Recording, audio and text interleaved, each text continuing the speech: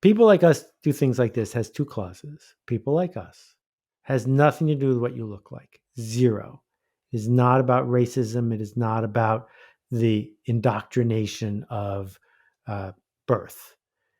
People like us means you picked who the people like us are. And among that group that you picked, you are suggesting that what we do are these sorts of sacraments, ceremonies, and identities. People like us do things like this. And it's a blindingly obvious statement that is at the heart of every culture all the time.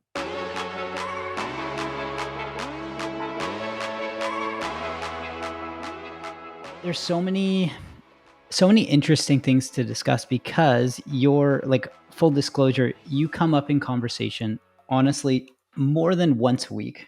I'm all tangled here. More than once a week within our team, because across different like memos, across different meetings we have, one of our goals is that we're trying to build a movement, and everyone's on the same page as far as not competing for 3 seconds of attention and doing all the things that companies typically think that they should do. And so we're focused on how do we truly, like, our main goal is to educate the world about metabolic health, not to try to convince them to buy some product. So that, as soon as like we set that as the expectation, it changes the heuristic of the way we approach everything we do. But Correct. we refer to the movement we're building, we refer to the micro communities, this sense of tribalism and the sense of people like us do things like this. And so I was like, okay, I think we should dig in and explore everything further. So that's sort of I guess, to set things up. But yeah, I think, why don't we go way, way back? Let's go all the way back to Buffalo. So we know you grew up in Buffalo, and we know that Buffalo is, in a similar sense to Winnipeg, it's very much this smaller community of a city. But what was it about growing up in Buffalo that influenced your thinking so much? There's so many juicy things to go into there. First of all, uh, there isn't one Buffalo, just like there isn't one Chicago or one Winnipeg. Mm-hmm. And I grew up in several Buffaloes. I grew up in a suburb of Buffalo that, compared to the rest of Buffalo, is pretty affluent. Compared to a place like New York City, not so much. The house I grew up in cost $80,000.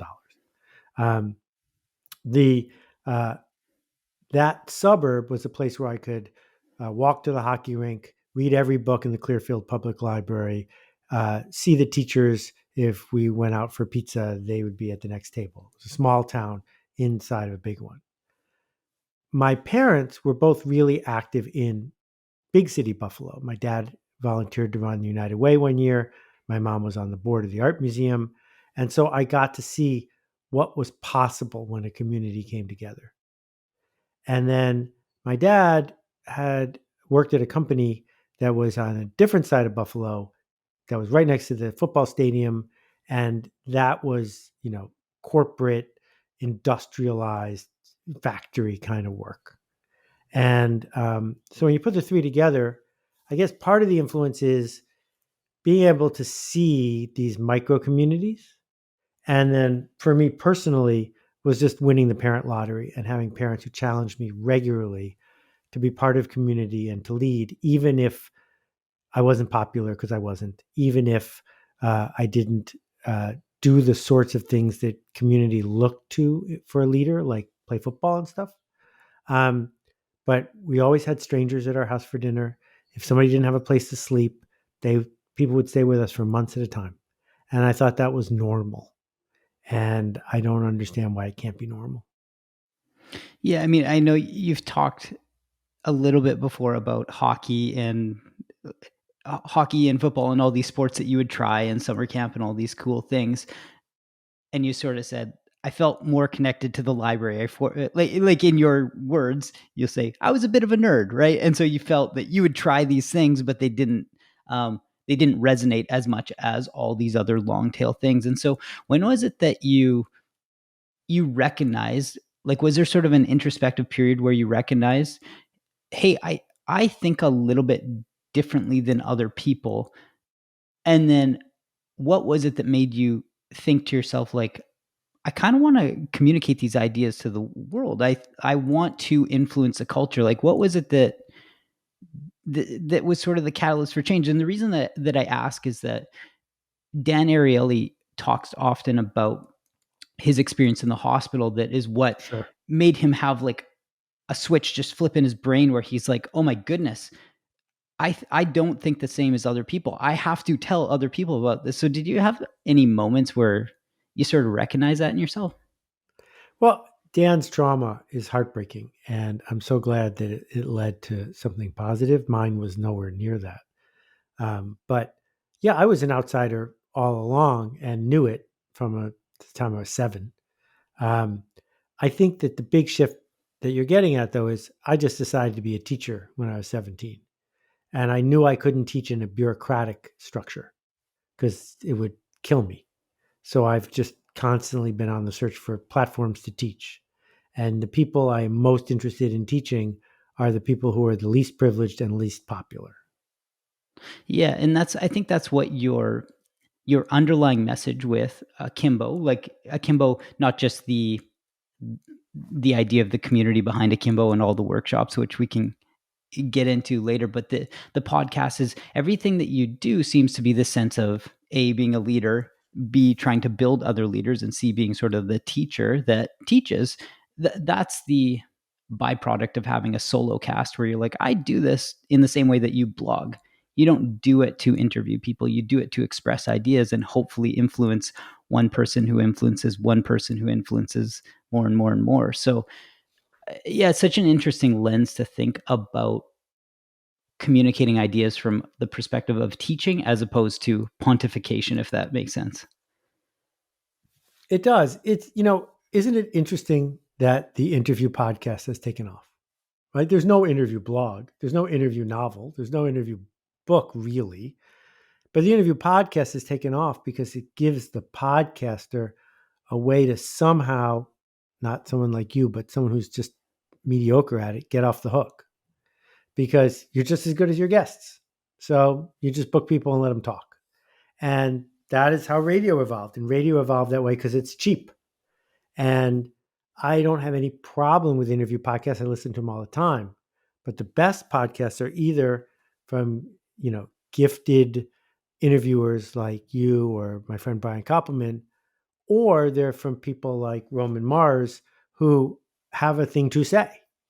And I just don't want to turn on a podcast and hear two people sort of talking to each other about something that I'm not interested in. Yeah, or when I think maybe when conversations feel linear, the intimate part of being a fly on the wall to a conversation is that you feel like you're part of a conversation. You're listening to two people converse. But when it feels like there is some agenda or some linear process, well, and my next question is this, it's all of a sudden it just loses that sense of being conversational because you go, if Seth and I were having tea right now, I'm having coffee, you're having tea, if we were both in New York and we were sitting there, we wouldn't be having this linear conversation of like, my next question for you, Seth, is how is your wife's bakery doing? Like, it would just be so Right. absurd to communicate like that. But I think when we give ourselves a medium or a platform, we think that we have to act differently. And that gets away from, we're not going to use the word authenticity because I know that there are certain gripes with that word, but that gets away from that Yeah. gets we'll finish this thought and you got to digress into that rant for a sec, but uh it loses the element of being a genuine in a personal conversation. Now we got to digress into authenticity for a second because why not, So how right? many people on the team now where you work? 33. So that means that every day, 2 of the people on the team are having a bad day. Just do the math, right? And if I'm a customer or a vendor or a supplier and I'm interacting with one of those 2 people, I don't want them to be authentic. I don't want them to act like they're having a bad day. I want the best version of them. And if I go to see Keller Williams perform in concert, I don't want to see the true daily version of Keller. I want to see the best version of him. That's what I paid for. And if I'm flying, which will never happen, I don't think, on Delta, and the pilot's cranky because their spouse got in a fight with them. I don't want them to be authentic. I mean, go down the list. We don't want authenticity in anything except a certain sort of Twitter diva. That's the only place that we have room for it. Actors are actors. They are not there to tell us how they truly feel. They're there to perform. And as soon as you show up as a professional, you've given up the mantle of authenticity, and instead you must embrace consistency. Yeah, that's exactly it. And I know you've talked before about babies are authentic. They're their most authentic version of themselves, but the parents can't be authentic because their job is to actually act that Right. it's not that hard to the kids, right? You have to be patient, and being patient is not necessarily authentic when you might be a little upset if children are not listening. Something that is near and dear to my heart at this point in life. Um, let's jump into this idea of, well, let's go into Yo-Yo-Dine and Yahoo, right? Interesting period. A lot was happening in marketing, advertising, everything with email communication. And it was something that you saw firsthand. You were very much a part of this. I don't want to use the word movement, but this, we'll call it because it's different than a tribal movement, but this forward movement in society towards, hey, we are now online. So what was it during that time, or I guess where was it that you started to think differently about advertising versus marketing, and how marketing is a sense of storytelling versus advertising being hacking Right. attention? Okay, so those are two different questions. We'll answer the second question. I read the work of Jay Levinson in 1985, and he wrote a book called Guerrilla Marketing. And guerrilla marketing, he thought, was a book of tactics for how companies with no money could do things that felt like advertising.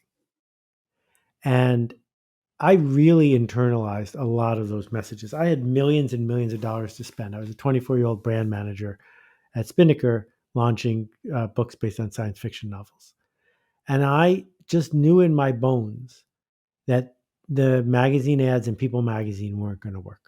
They just weren't going to work. We didn't have enough money. We were the 240th biggest advertiser in America that year. And you have to be in the top 20 or it's not going to work.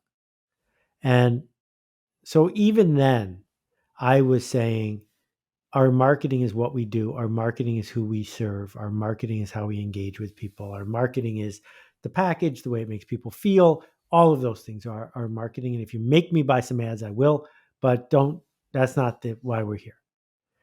And I loved being in a new form of media, that we were making software for the Commodore 64, the PC Junior. I was just thrilled that the landscape would change every 6 weeks. And I think the reason goes back to football and hockey, which is the problem with hockey, besides the fact that I broke my nose and broke my arm and broke my spirit, was because the game of hockey hasn't changed in 100 years, people who are good at it stay good at it. And the advantages compound. And I viewed myself as an outsider. So I liked the fact that we were the first people on the PC Junior. And then when the PC Junior crashed and burned, I was like, all right, well, we have enough resources. We'll be the first company on the Apple II, whatever it is. And you could just read InfoWorld magazine, because there was no web, and be 6 months ahead of the people who were slow because the foundation kept shifting. So that's when I committed to discovering new forms of media. And when online services like AOL and CompuServe came along, I saw it happening again.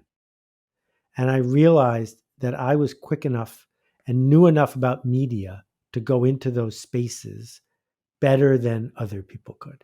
I still remember there was a guy at Bantam Doubleday Dell, which was one of the 5 biggest book publishers, and his last name was Gutenberg, which I thought was hysterical, because it was just such a flash from the past. And he was in charge of their CD-ROM division. And I finally got him to confess that his job was to go to meetings and not spend any money. That they had decided that they would deal with this revolution by pretending to be in it. And I knew I could be in it, whichever one it was. And so when online services came along, I had to do the math. Like, who's paying? Where's the money? And So a couple of things occurred to me. The first one was that AOL at the time was charging $3 an hour and paying a royalty on hours spent. So that's where the money is. If you could make a product that people would use for a lot of hours, you could get paid to do it. All right, so now we know what the game is. Let's figure out a structure on that foundation where we can serve people.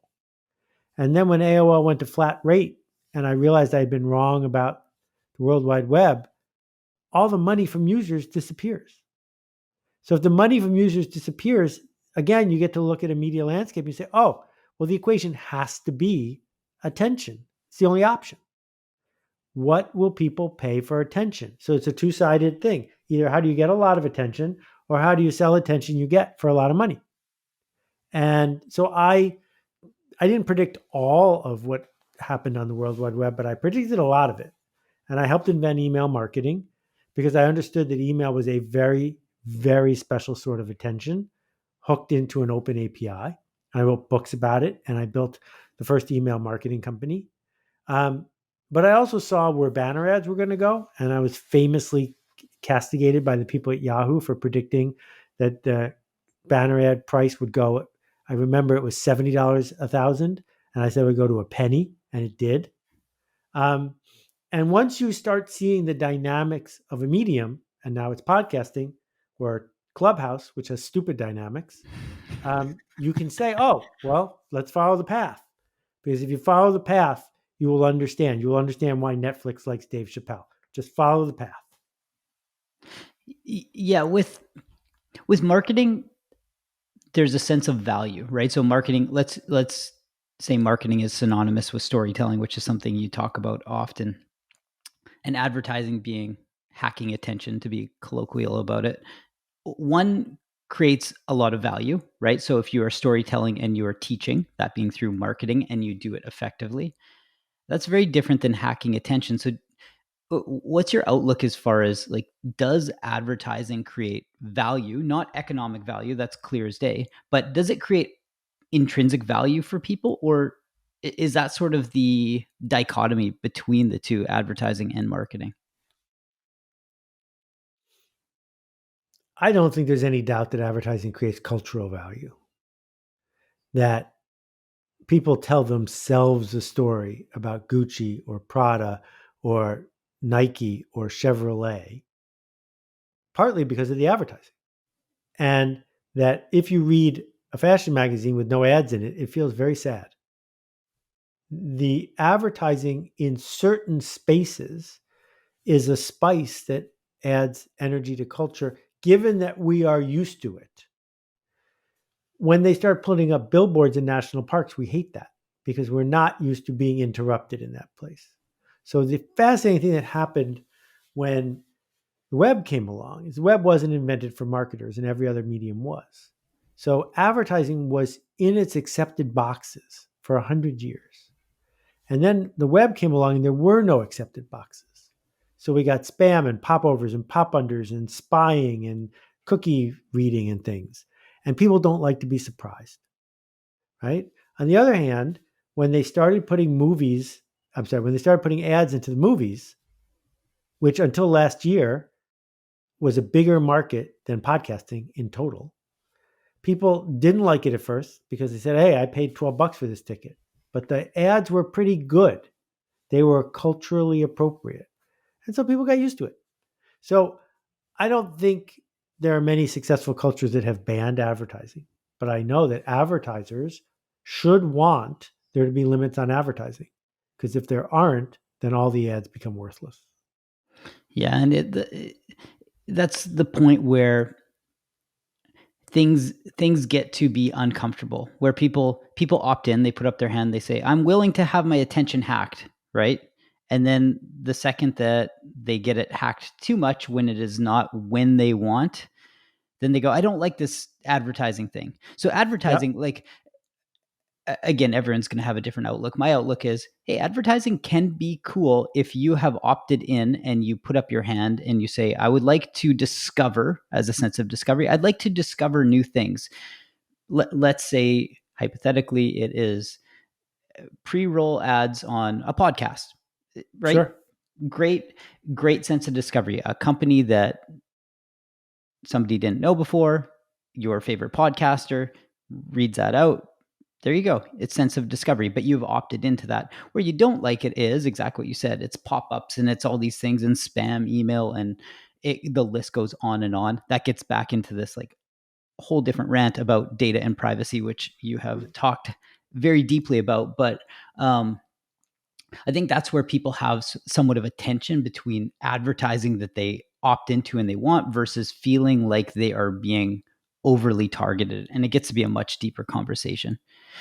What's really interesting though is something that I think about often, and I, again, it's totally subjective. I think the most important thing that you have done from a concept standpoint is this: people like us do things like this. It's something that initially was harder to wrap my head around, right? Like, sure, I could read it, but to truly grasp it. And so when I understood it, it was like a light bulb clicked, and I was like, oh my goodness, I actually think this is one of the most important marketing concepts of like the past 50 years, right? It's something that when digging into it deeper, it seems like it started sort of with tribes, right? Like that is the foundation of when you wrote Tribes. Then you had the TED Talk. You talked about the tribes we lead. Then you actually wrote the blog post. It was like 2013 called People Like Us Do Things Like This. And it was still sort of, I think there was like the PDF along with it. And that was still sort of this underserved concept. Fast forward to 18, right? So 2018, This Is Marketing drops. And that was the foundation of that book. What's, I guess, sort of what's the outlook on that? Maybe we should frame it, frame exactly what People Like Us Do Things Like This is, but what's your outlook on that as it pertains to tribalism and community? I fear I don't have enough time to decode all of the things you just brought up, but thank you for such attention to detail. People Like Us Do Things Like This has two clauses. People like us has nothing to do with what you look like. Zero. It is not about racism. It is not about the indoctrination of birth. People like us means you picked who the people like us are. And among that group that you picked, you are suggesting that what we do are these sorts of sacraments, ceremonies, and identities. People like us do things like this. And it's a blindingly obvious statement that is at the heart of every culture all the time. You know, if we think back, the original first 40 years of the Christian church, you had to be an Orthodox Jew. That's one group of people who do a set of things. And then you had to do a whole second set of things. And you were one of a group of just a few thousand people. People like us do things like this. You didn't try to get other people to do it. That wasn't built in. And it wasn't until the year 50, when they realized how hard it was to get an adult to want to circumcise themselves, that they got rid of the Orthodox Jew part of it, and they could say anybody who wants to do things like this can be people like us. And that's how it grew into one of the fastest religions ever. Go all the way forward to any Apple store, right? Well, there's a certain way you're supposed to act when you walk in there. There's a certain set of products you're supposed to own. You're supposed to have a certain attitude about how technology works. As Steve has said in the words of Michael Schrage, he was trying to give people better taste when it came to digital interactions. That's people like us do things like this. But there is a key component of it, which is, and you have to forgive the people who don't want to be people like us. If you can't do that, then you're a megalomaniac and you're trying to just insist that everybody do what you want. And that doesn't work. You don't have the power to do that. So instead, what we say is, if you want to be in this circle, this is what people in this circle do. And we are definers of culture around here. That's our job. And this is what our culture is like around here. Yeah, it gets into the sense of signaling too, right? So signaling and perception. I can't remember exactly which podcast it was. It might have been 2 years ago that you had brought something up around signaling, and it might have been, call it 2 or 3 years ago. It might have been when This Is Marketing dropped, but the insight or the takeaway was, if you wear ripped jeans, right, and they happen to be to somebody who is not part of the people like us, they go, look at Seth in his ripped jeans. What's he like? Why doesn't he get new jeans? And to other people, they go, look at Seth's ripped Japanese denim or Levi's from 1962. Oh my goodness, can you believe he's wearing that? People like us do things like this. Very different pockets and perceptions. And then the takeaway is, there actually isn't a right answer, because there are these long tail pockets where each community can serve itself. Like it's completely okay to not understand Seth's ripped jeans and to completely understand Seth's ripped jeans, and you find the others. It's such a neat concept to start thinking about groups this way. And the reason, there are so many, but one of the reasons why, particularly in North America, we're in so much cultural disarray is we have shifted in the last 10 years, partly due to the web, partly due to selfish demagogues. We have shifted from, there is one people like us that people aspire to be doing things like this with, to there are many. And when those groups brush up against each other, tolerance is the only valid response, because everyone is right. Everyone has their own noise in their head. If you're not bothering anybody else and you are not being manipulated, then your taste is your taste. And the fact that my cousin likes to hear live music that is so loud you must wear headphones in the theater, it's true. I can happily tell you I think he's an idiot, but he doesn't think he's an idiot. He is being his best self when he goes to these events. And he's entitled. Yeah, and it's, if you're part of, so if there's overlap in the Venn diagram, you're part of certain communities, because that's what community is, or sorry, let's reframe. People are made up of a whole bunch of micro communities that they're a part of. And there's always going to be some overlap in the Venn diagram. But where you get the friction is when there are sometimes people from two different communities that don't have any overlap in the Venn diagram, that being interests or community or shared values. That's where the friction comes from. And that's where I think we, as a society, we have to respect other people's outlook. Say, it's entirely okay to listen to loud music. I choose not to do it. It's that we decide that we're going to make that our I own think that issues. there's a second source of the friction.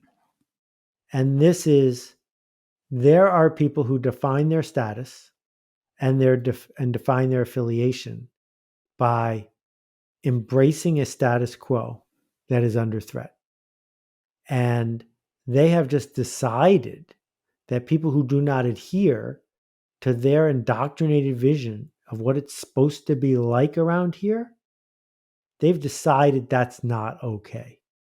And traditionally, those have been people of privilege who are casting that blame on people who aren't. But there will be a backlash, and it will go in the other direction, where there will be people who newly have found a voice who will say, I cannot tolerate someone who doesn't have my voice not having my voice. And that's not as bad, but it's not good either. Yeah. And it gets into the idea of influencing the culture, right? So it's this, the culture is influenced by all these micro communities. And I think you've said it firsthand, the way to create a movement, right, aside from making something that's remarkable and that is a great experience, it's the way to create a movement is to create a tribe that creates tribes, that creates tribes, that creates tribes. That's how you spread. It's back to the start of the conversation of you being a teacher, right? You're teaching other people who have the shared interest in ideas to teach other people who can teach other people. And that's what Akimbo has really done from a platform standpoint. I just want to, before you move forward, thank you though. You said two things. I agree with one, I disagree with the other. Let's do it. I it. agree with the second one, which is 10 by 10 by 10. That when you create evangelical voices with a remarkable product and service and a network effect that rewards people for spreading an idea, they will. I do not believe that the best way to have a movement is to start a tribe. I believe the best way to have a movement is to find a tribe that is looking for a leader and a connector. So that's different. Right? So when I think about what your organization is doing, you're not going to invent a nascent tribe of people who care about this thing. There's already people who care about the journey that you are hoping they will go on. Your job is to go to them and say, over here, and they will come. Interesting. Yeah, it's creating the conditions to attract the Correct. like-minded people, knowing that within the like-minded people, the people like us, there are people like us within, this is getting a bit meta, but there are people like us within the people like us, right? Within the community. And that's what gets really interesting when you start to say, you can be, right? You can be interested in ripped jeans, the Grateful Dead, and plant-based diet, right? That's entirely okay. And here is your people. These are your people. And there are other people that you interact with that are only the ripped jeans crowd and only the plant-based diet crowd and only the Grateful Dead crowd. But that's sort of what makes us all these individuals and brings together the glue of these larger Yeah. communities. Or, if I think about my friends, Alan and Bill, Alan, mayor of Santa Fe now, who started Fast Company, they didn't invent the Fast Company tribe. When they finally succumbed and allowed me to be a columnist, I wrote more words for Fast Company than almost anybody. They weren't my tribe either. I was narrating for a group of people that Alan and Bill was able to assemble that would have been there even if Alan and Bill hadn't started the magazine. And that was a huge insight for me. So, when I did this book in the milk carton, there were only 5,000 copies originally sold. The milk carton wasn't because I wanted people to talk about Seth. It was because it would help you find the others who were going where you were going anyway if you had a badge. I'm a badge maker, right? I'm writing my blog post so that people who already agree with me have something cogent to share with people right next to them to join in. But there's no Seth Godin tribe. I really believe that. I believe that if I stopped working tomorrow, that group of people would still be making the changes and leading the way they are. I'm just narrating for them now and then. You've shipped so much work, though, that you've created a foundation for people to share these ideas and to find commonality around them. One of the things that's interesting, though, let's get into shipping, right? You are a huge proponent of ship fast and often, right? Like there is a reason you write every day. You don't write every day for everybody else. You write every day. You ship your blog every single day for yourself, right? Like that is why. Plus, you're teaching, but Yeah, I it's don't think I'm doing it for myself. If I was really doing it for accountability. myself, I would do it in private.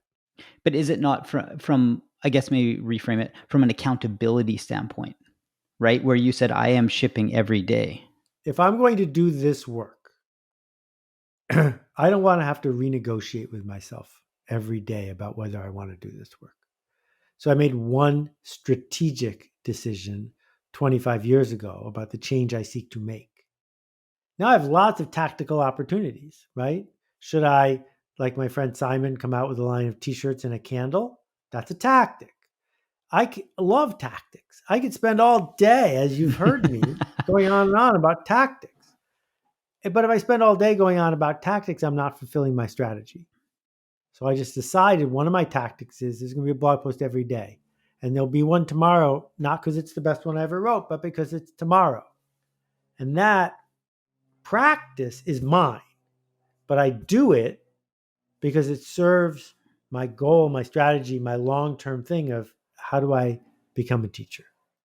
So then what is it about being comfortable shipping over and over and over again that when work is never perfect, right? Like you can never perfect a painting. An artist just cannot perfect a painting. You can't perfect a blog post. You can rewrite it 20 times over, but it's not going to ship. It's not going to ship itself. So what is the hesitation that people have when it comes to shipping work, whether it is creative, like whether it is art or whether it is tactical work, like actually shipping a product update? Why can't people wrap their heads around that? Well, The first rule of indoctrination is you're not supposed to know you've been indoctrinated. And we have been indoctrinated from a very young age to be cogs in the industrial system, to do what the teacher says, to do the minimum, because if we don't, the boss will take more, to try to avoid responsibility, and to look for authority so we can tell other people what to do. All of those things are baked in the culture from the time our kids are really little. And so when you say to people, anyone who wants, you can have a blog, they're free, almost no one builds one. When you say to people, anyone can have a podcast, but they're free, almost no one does, because it's not an assignment and because you're responsible.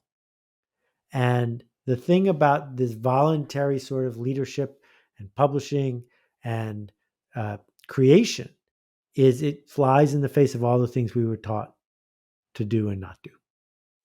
Do you think there's a sense of vulnerability with shipping work that isn't polished? Like you're sort of putting yourself out there, Well, the polished thing is so important to talk about. If you have a phone, it's defective. If you have a car, it's definitely defective. If you have software, there are bugs in it. Guaranteed. If you eat a food product, there are bugs in it. Guaranteed. Is it possible to make one that is truly polished to the level that no one could notice a flaw? Possibly. But all of us regularly buy stuff that's good enough because the definition of good enough is it's good enough. That's a good thing. That's not an excuse.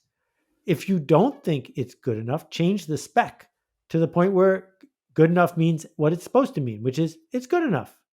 That's the spec. So half my blog posts are below average. Every once in a while, I write one that really resonates with people, and I never, ever know in advance the difference between the two. No clue. So if I was waiting for one that was without defects, there'd be no blog. Yeah, you can't really get evolution without iteration. It's impossible. There's also a fine line though too, between shipping things that are functionally sound and shipping things that are good enough. So the great case study, was it the Pinto of the 70s that was a little bit, and by a little bit, I should say very unethical to ship, right? When people knew that there were mechanical issues with the car that would blow up if it was rear-ended didn't because expect. It wasn't good enough. Yeah, and that's where you can't ship. But when you're talking about things that don't have a functional harm to others, to other people, right? There is no harm in a period being missing in a blog post. Or careful, be very careful here. All right, first of all, more and more, all of us have to be experts in public health. And one of the reasons that I could never be a professional in public health is this. If you approve, I don't know, a skin cream for athlete's foot, 1 out of 100,000 people who use it are going to be in the hospital with a horrible side effect. Is that good enough? What's the standard? Well, fortunately, we do have a standard. And once we understand the standard, if it's good enough, we have to do it, right? Self-driving cars. At some point, we are going to switch to self-driving cars, and some people are going to die. But far, far fewer people are going to die than die from human-driven cars. I just don't want to be the person who has to say, today's the day we're switching, because then I feel like it's my fault. So what I'm getting at is you are giving voice to the noise of perfection. And, you can say, well, a period missing doesn't really count, blah, blah, blah. And I can say, well, what about an Oxford comma? And what about a capital letter? And what about putting the right conjunction in there? But even better, what about the fact that I could rewrite most blog posts, make them a little bit better? When are we done with this? The purpose of perfectionism has nothing to do with meeting spec. Perfectionism means I will look for a reason to not ship this because then I will be off the hook. That is not the conversation that someone who's trying to meet spec has. The person who's trying to meet spec says, there are people who need my help. Am I willing to drive the ambulance to the scene of the accident even though all four tires don't have perfect air pressure? Because I know I can drive there successfully. I know I can rescue that person's life, but all four tires don't have perfect air pressure. So what should I do? Well, that's an obvious choice, but everything is on a curve. And I guess what I'm getting at is, how many people can you help? And will they miss you if you're gone? I'm not saying do anything that doesn't meet spec. I'm not saying do anything that's not, quote, good enough. I'm saying be really thoughtful about what good enough means. Yeah, it's an interesting perspective to have, because if you start to think about reach, you start to think about impact, that's where this discussion comes in. Are you impacting fewer people by reserving to ship? And if the answer is yes, assume that something meets spec, then you're not meeting your mission. You're not meeting your goal. Whatever it is that you choose to reach the people like us who do things like this, whatever it is that you're choosing to reach those people. And if you are a leader and a teacher, if you are hesitating to ship when something meets spec, then you're not actually achieving your goal.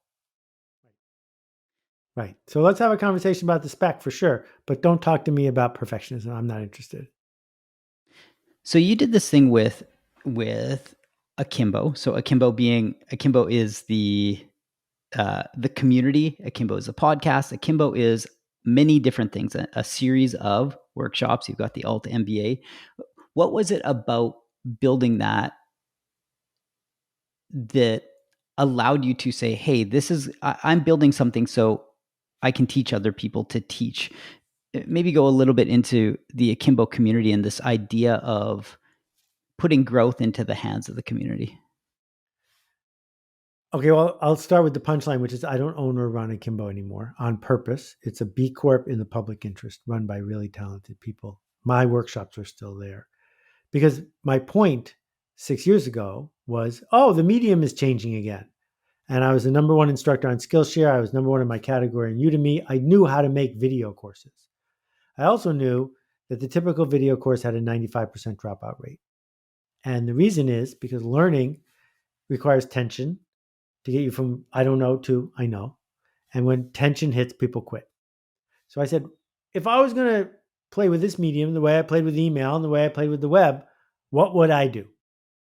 And that, over the course of a week, led to me creating the Alt MBA.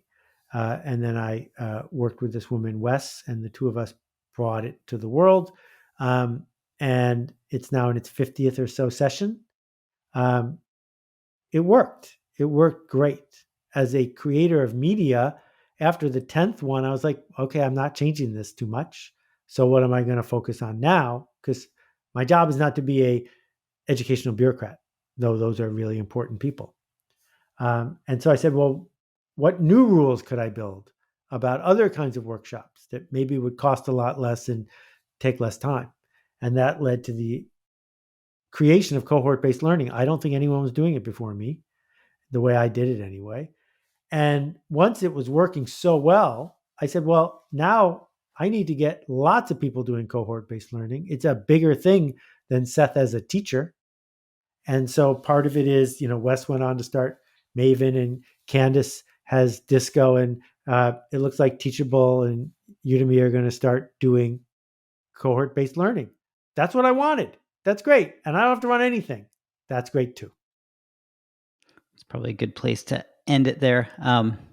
We'll get one closer. We got to get a closer. We have to get Go Make a Ruckus for sure. But here we go. If you can only have one type of chocolate, which one are you going for?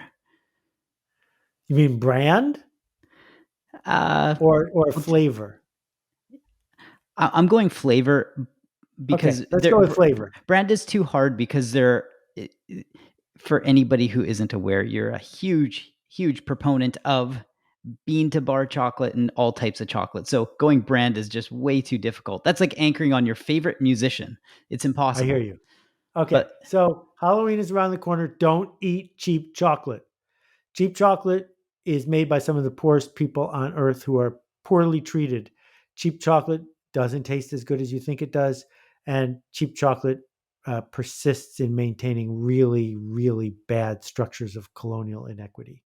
On the other hand, bean to bar chocolate made by craftspeople, whether they're in Ghana or Panama or Missouri, um, works directly with farmers, dramatically increasing the quality of their life, and will completely change your taste buds if you give it time. It is a hobby that deserves at least as much attention as some people spend on wine. So, with that said,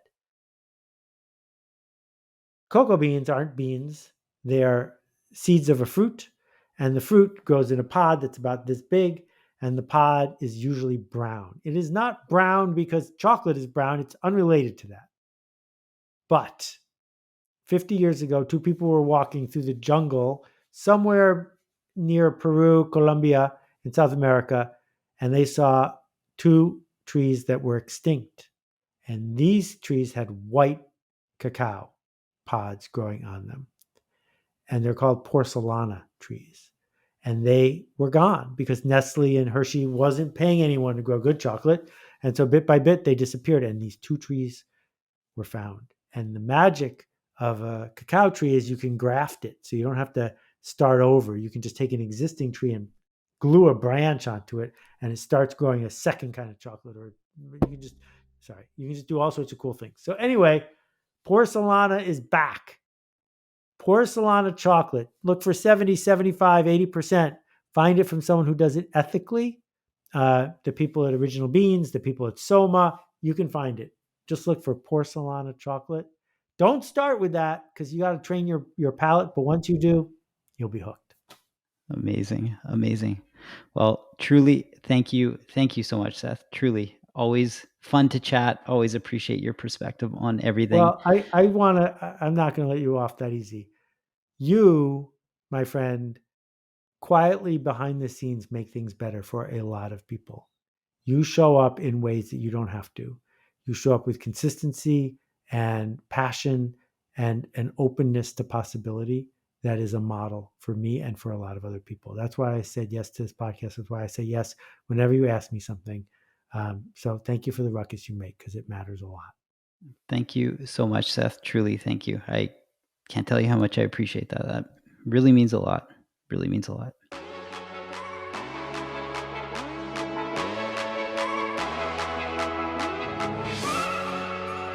It looks like you got a new camera. I try.